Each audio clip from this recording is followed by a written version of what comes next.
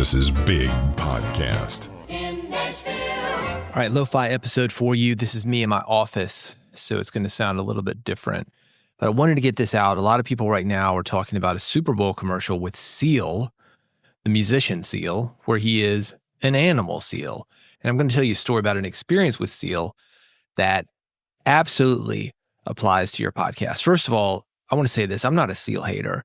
I was actually in a recording studio. This must have been 1990 or 1991.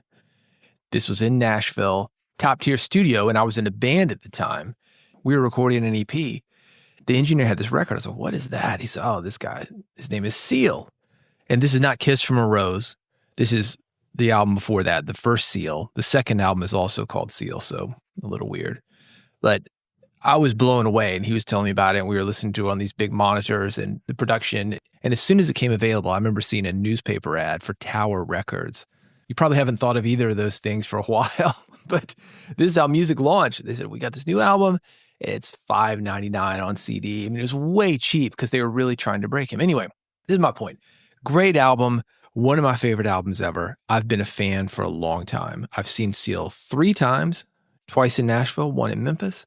Different types of venues, different bands, and I know a bit about him. The last time I saw him, this was not one of the albums that he's done of cover songs. This was the album after Seal 4, if you're a fan. So original music, but definitely not one of those albums that had a big radio hit, maybe a little bit. Seal's an established musician, but he hasn't really hit as hard as he did on those first couple of records. Anyway, he comes through Nashville. This is a venue with probably, 3,500, 4,000 seats. It was a small theater, maybe a mid-sized theater, 2 levels. And we go there. I've got floor level seats. The people who had been in the balconies, they brought them down to the floor. So this thing is maybe 40% full. I don't know. Let's say there are 1,500 people there, 2,000 people there. So a lot of people. I'd love to do a show for that many people. Seal, not having it. He comes out and immediately makes a comment about it. We just played 3 days ago for 50,000 people in Europe, blah, blah. He's just complaining. In a bad mood, you know. And I'd seen him a couple of times. I found him to be a pretty cool guy. Obviously, I'm going to see him a third time, not because he had a big hit, but because I was a fan. I'd had a good experience with him the first couple of times.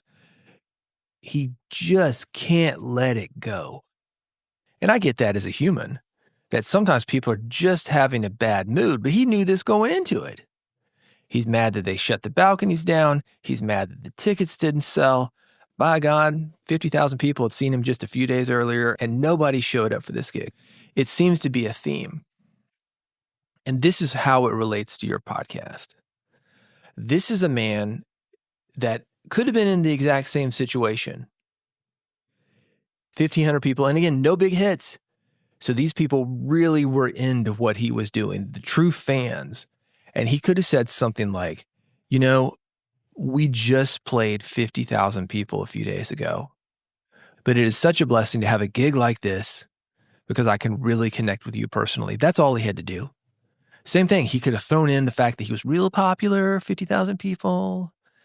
He could have had that plug for his big gig, so we would have known he's still the man. He's still on top. He's not a has-been, and had a moment with the people who really loved him. Imagine if he had done that. Instead of me being on this episode talking about Seal and what a big baby he was that night, I would have said, man, you'll never believe this. I've seen Seal 3 times. The third time, for whatever reason, not a lot of people showed up, but he made it special. There was an opportunity for him to do an acoustic thing, and I know he can do it because, again, I'm a fan, and I had the import, the acoustic stuff. It was rumored that he had an acoustic album back in the day, and sure enough, he had to import it from Italy. That's me, the fan. And he came out and he did an acoustic Kiss by a Rose. It was just incredible. I know the guy can do it, but no, he didn't want to. Instead, he wanted to complain. He made it all about himself, walked off the stage, and we were like, what the, I'm not going to go again. I want to have a good moment with my wife. And you got the same opportunity.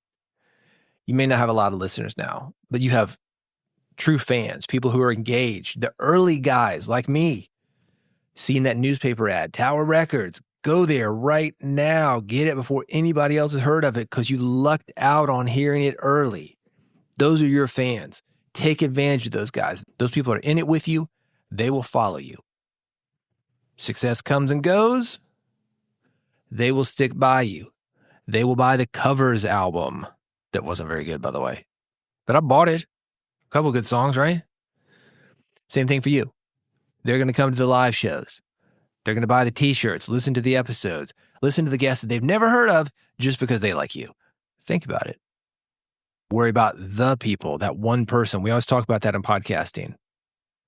Speak to one person. That's the opportunity he had. That's the opportunity that you have. It works. Because then people start talking. You want more thoughts from me? You want to work with me personally? Let me tell you how to do it. BigPodcast.com. I've got something called AMP, the Audience Monetization Program. Big Podcast AMP. If you go to bigpodcast.com/AMP, it's bigpodcast.com/AMP. You can get more information. We can work together, man. It can help you grow that audience and make the most of the audience that you have. And while you're there, subscribe to the podcast. Never miss an episode. Bigpodcast.com, that has it all. Go there now, check out AMP, get subscribed, and I'll see you on the next episode of Build a Big Podcast.